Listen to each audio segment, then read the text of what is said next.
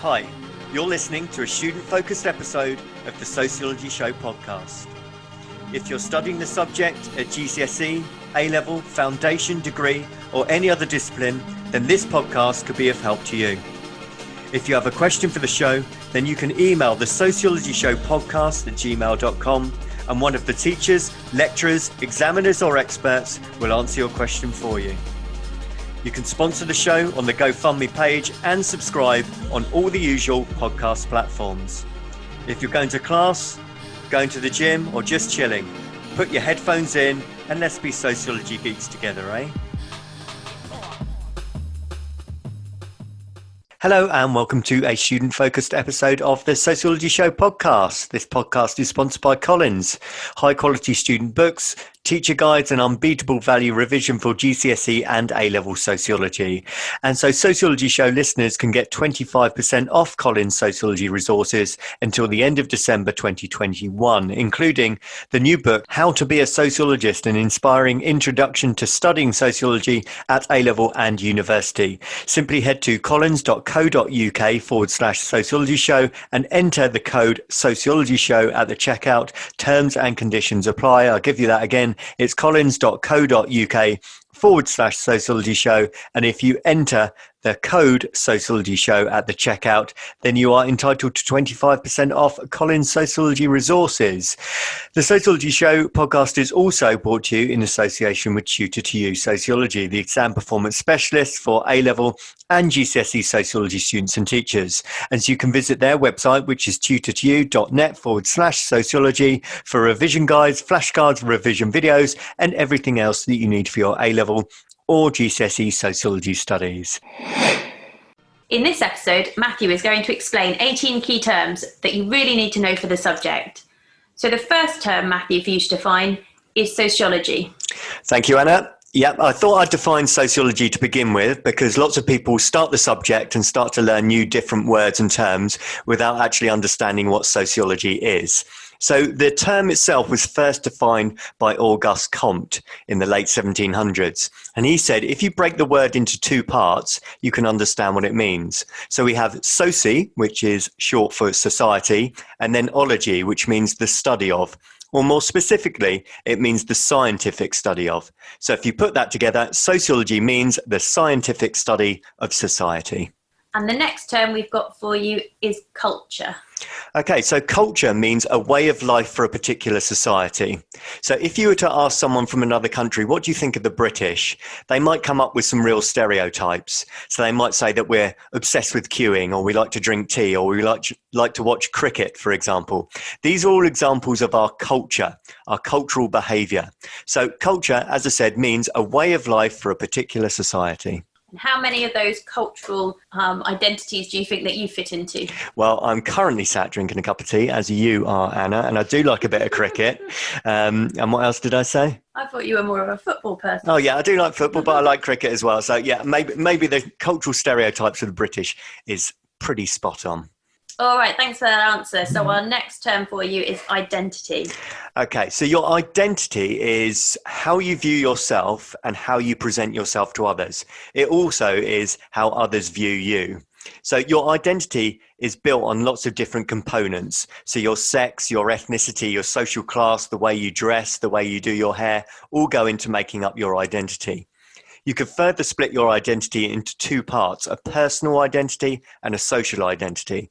So your personal identity is how you view yourself and how you act when you're on your own. And your social identity is how you perform when you're in front of other people. And lots of sociologists talk about our social identity, this idea that we're kind of actors always performing in front of other people. So would your social identity and your personal identity potentially change if you were going to in a new situation, or you're going to live in a new country, or what kind of things might influence those to change? Yeah, I mean, there's a good way of thinking about it. It's often referred to as the I and the me. So the I is kind of your inner self. So that's your inner thoughts, how you think, what you're really feeling. And the only person that knows that identity is yourself. As soon as anyone else is around, even if it was a good friend or a parent or someone that you know really well, you start to act and you start to perform and you put on your social identity. So if you were going to class, for example, you play the part of a student, and I go and play the part of a teacher when I walk into the classroom as well. So your social identity and personal identity are quite distinct. So you said it's split into the I and the me. Is the I your own internal thoughts and the me your performing self? That's right, yeah. And if you want to learn more about that, if you look up a sociologist called George Herbert Mead, he was the first person to talk about the I and the me. Great. And define the term norms for us. Okay, well, norms is nice and easy because you just want to think of the word normal. It's a shortened version of the word normal. So the full definition of norms are social expectations or unwritten rules about how people should or should not behave. So it's what we would consider normal behavior. So if you were naked in the shower, that's okay.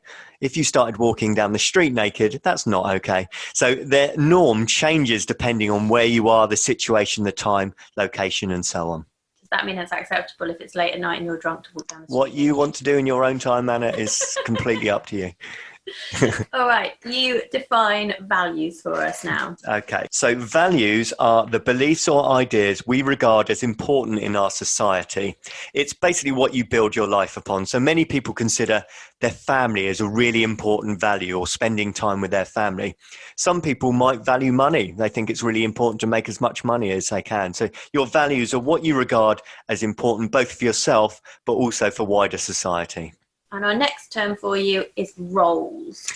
So roles refer to the parts that we play in society. Now, everyone has some roles to play. You may be a brother or a sister or a son or a daughter. And when you get a little bit older, you'll take on a job. So you might become a teacher or a lawyer or a police officer. You might become a parent, in which case you become a mother or a father. So your roles are basically the parts that you play within any given society. So the difference between roles and values is that your roles is something that is given to you by society and your values are something that are internal to you, or is that not quite right? Well, roles could be given to you by society, but you could also make the choice as well. So you might choose which job you want to do when you're older. You may choose to become a parent. On the other hand, you might become a parent unexpectedly, but you would still have to play that part of the parent even if the pregnancy wasn't planned. Okay, thanks very much. It's time for a quick break before we look at the next set of terms. All right, welcome back to the next set of terms. The next term that we've got for you, Matthew, is status. How do you define that? Okay, so your status is your social position within society. And so we often refer to people as having a high status or a low status. So if you had a job such as a politician, for example, you would have a high status job. We can also define status or split status into ascribed and achieved. An ascribed status is the status in which you are born with, whereas achieved status is something that you gain later on in life. So, for example, if you were a prince, that was ascribed. You were born into the royal family. However, if you were to become a doctor, that's achieved because you've had to work towards it in order to gain that qualification. And I suppose you could gain the status of a prince if you married into the royal family? That would be correct, yeah. So if you weren't born into it, so if you're someone like Kate Middleton, she married into royalty, therefore that would be an achieved status rather than ascribed, that's right. So our next term is socialization. Okay, really important term, this one. If you are just starting a sociology course, whether that's GCSE, A-level or higher, you will definitely need to know this one. So socialization is defined as the process of learning norms and values in any given particular society. Now, the reason socialization is important is because we're always learning. From the day you are born till the day you die, you are constantly learning new processes and ways of behaving within society. So I guess this builds on that, or is similar to that. We've got agents of socialization now. Yes, that's right. So the agents of socialization are the institutions that teach you how to behave.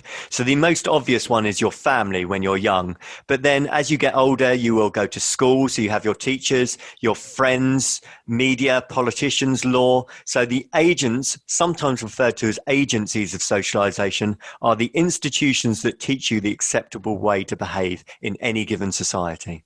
And what does primary socialization mean? Okay, so primary socialization is the process of learning norms and values in early life. So we tend to talk about primary socialization being the first 3 to 5 years of your life before you can go out and do anything, basically. And so your agent of socialization at primary socialization is your family, your parents, or your guardian. So in primary socialization, this is where you're just learning the very, very basics. So how to walk, how to talk, the critical factors that we need to be able to become a human.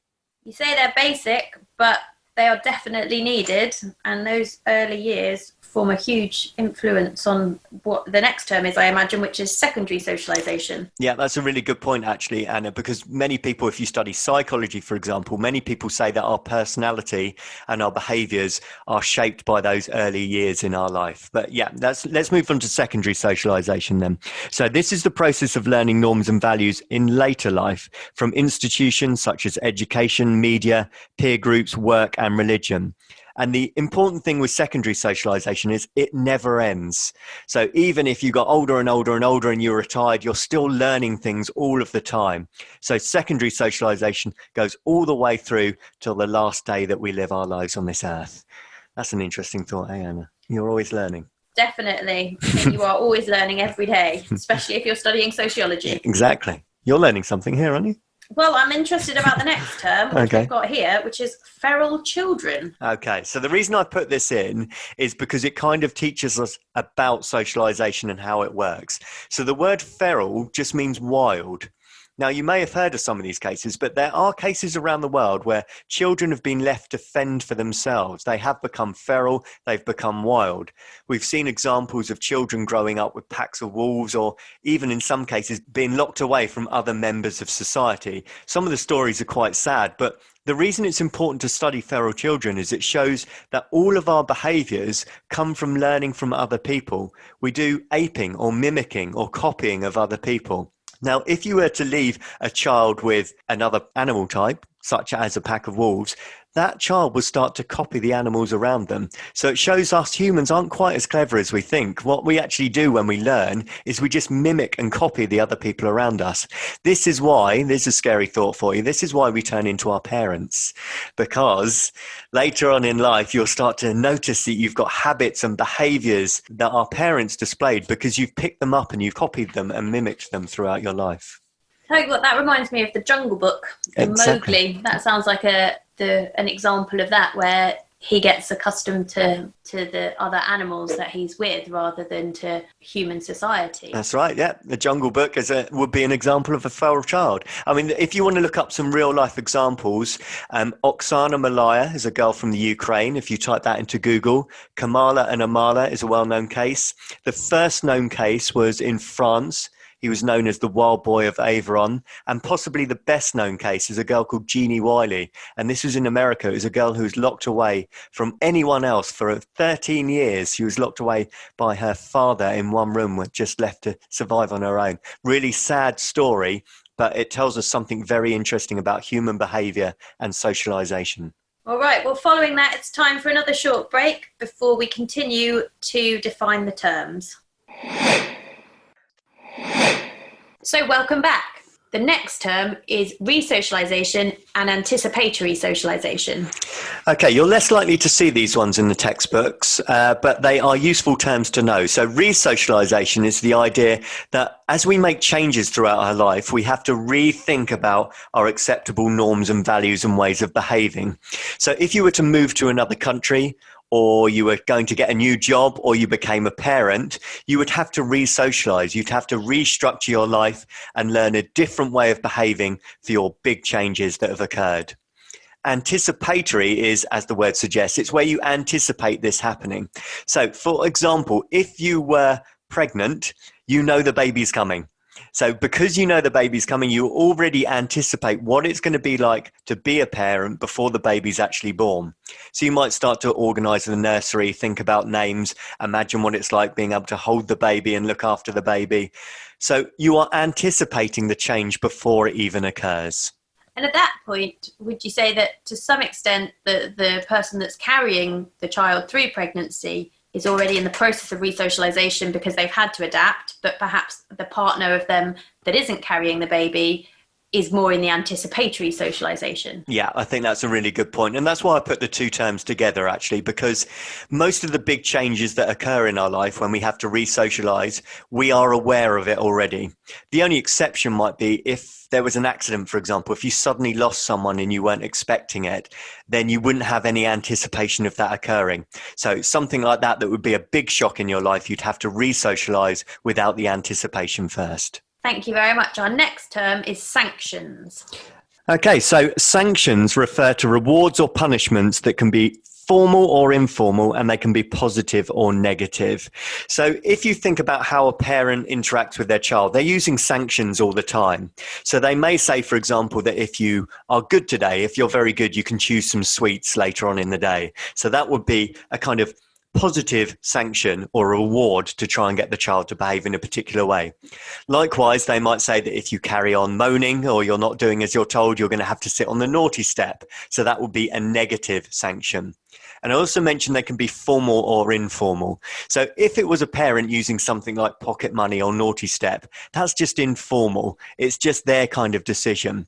If, however, the sanction was going to prison, that is a formal sanction made by an organization or institution. So when you're thinking about sanctions, just try and remember they can be positive or negative, formal or informal. That is interesting because I would always think of sanctions as something that would be negative as a general rule. That's true. Yeah, we tend to. And in fact, if you were to type it into a dictionary, you're probably more likely to see sanctions as just negative. But for sociological terms, sanctions can be both positive or negative. And our next term is role models. Okay, you've probably heard this one before, but let's just go with it. So role models are people who are generally admired or perhaps imitated as well. We tend to talk about role models. If I was to ask you who your role model is, it may be someone within sport, it may be an academic, it may even be a parent or someone close to you, someone that you look up to, you admire and possibly imitate as well. So who would be some of your role models, would you say? Well, I show my age a little bit here, but when I was growing up, I loved Gary Lineker. You know, he was actually a footballer before he presents Match of the Day. He's not just a presenter, he was a footballer, but I loved Gary Lineker. He was a brilliant footballer, but also, you might not know this, he never got a card ever. Never got sent off, didn't even get a yellow card once in his football career at all. That's pretty impressive, eh? That is pretty impressive. I'm not sure there are many other footballers that could say that. No, certainly not. Probably not even in a season, let alone a whole career. Yeah. So our next one is an interesting one, particularly from psychological as well as a sociological point of view. But what about nature versus nurture? Yes, you're right that this is kind of a debate between psychologists and sociologists, actually. So when we talk about nature, we are talking about biology, innate behavior, or genetics. When we're talking about nurture, we're talking about what you're taught or your environment. So a good way to think about it, if we take someone like Usain Bolt, a really, really fast runner, we could divide his attributes up into nature and nurture. So from a nature point of view, he's kind of got the perfect physique for running. He's tall, he's athletic, he's muscular. So he has got some biological, natural characteristics that help him run in the way in which he has. However, a lot of it is nurture as well. He's trained. He's worked really hard. He's been in the gym. He's worked on his diet. He doesn't drink alcohol. He's made sure he's strayed away from drugs or any other bad things that he shouldn't be doing. So there is a combination of both nature and nurture. Now, for sociology, most sociologists are far more interested in the nurture side. They're interested in how our environment, our upbringing, our family, our education, our social class, our ethnicity, all of those factors go into shaping who we are. So you might get some disagreements between psychologists and sociologists, but from a sociological point of view, you're going to focus much more on the nurture side in your studies than you are the nature side. Does that mean that a sociologist is much more likely to believe that I could become a runner like Usain Bolt? Well, it's not saying you could become, but you could get better. So if you practiced every day and you trained every day and you had the right diet, you could certainly get better and better and better. Well, let's see if that happens. So our penultimate term is socially constructed. How do you define that for us? Okay, so the reason I put socially constructed in next to nurture is it kind of means the same thing. So socially constructed is the idea that society defines or dictates what we think is acceptable or not. So if you think a lot of what we consider acceptable now wasn't in the past, It's socially constructed. So if you think about attitudes towards gay marriage, for example, gay marriage has only really been accepted in the UK for the last 10 years. And in the world, actually, the first gay marriage was not until 2000 in the Netherlands. If you went back 50 years ago, that would have been totally unacceptable. Now, actually, if you go to other parts of the world, it's totally unacceptable. So if you were to ask someone, is gay marriage acceptable? It's socially constructed. There's not a definitive yes or no. It depends on the society you live in, whether they accept it, whether they don't accept it. It can change over time. So this whole idea of what's acceptable or not is actually constructed by society rather than being a definitive, factual yes or no. So there's always a social construct there then, because if a country doesn't accept gay marriage, that's a social construct in itself. Yes. And then accepting it is also a social construct. That's right. So if you think about it, everything that you think is right or wrong has been told to you somewhere along the line. You weren't born with the thoughts of ideas on sexuality, racism, sexism. They didn't appear in your head. Your ideas on what your attitude towards sexism, racism, homophobia, etc. has been constructed by your upbringing, your environment, the people around you, the city you live in, and so on. All right, now we're on to our final term for you. We've got sociological perspectives. Okay, I'll put this one in at the end because at various points through your course, your teacher's going to say to you, now, what sociological perspective do you think that is? Perspective is another word for a theory. Okay, so once you start to learn sociology, you're going to learn a lot of different theories. Some of the main ones are functionalism. You may have heard of Marxism. You've probably definitely heard of feminism. We also have interactionism, new right theory, social democratic theory, postmodern theory. These are all called theories, but they're also called perspectives as well. So once you hear this idea, what perspective would agree with that or what perspective would disagree with that, you're just trying to transfer which theories you think would agree or disagree with a particular term. All right, well, thank you very much. So that concludes the 18 key terms. Thank you for listening to the Sociology Show podcast. Thank you. If you are a regular listener to the Sociology Show, then you could help with the costs of promoting and hosting the podcast. If you can spare even a small amount, then you can donate on the GoFundMe.com website by searching for The Sociology Show. There is no obligation, of course, and all future downloads will continue to be free. A huge thank you to all those that have already donated. Your kind gesture will help to continue keep the show going and growing. Best wishes and keep enjoying the show. Thank you for taking the time to listen to the podcast. If you would like to contact the show or be interviewed, then please email the Sociology Show podcast at gmail.com. The Sociology Show podcast relies on the kind contributions of sponsorship and donations. If you enjoy the show, then you can help with the hosting costs by donating as little as £5 on the GoFundMe page. Simply visit uk.gofundme.com and search for The Sociology Show. If you can donate, then you will be sent a Sociology Show pen as a small thank you for your continued support of the show.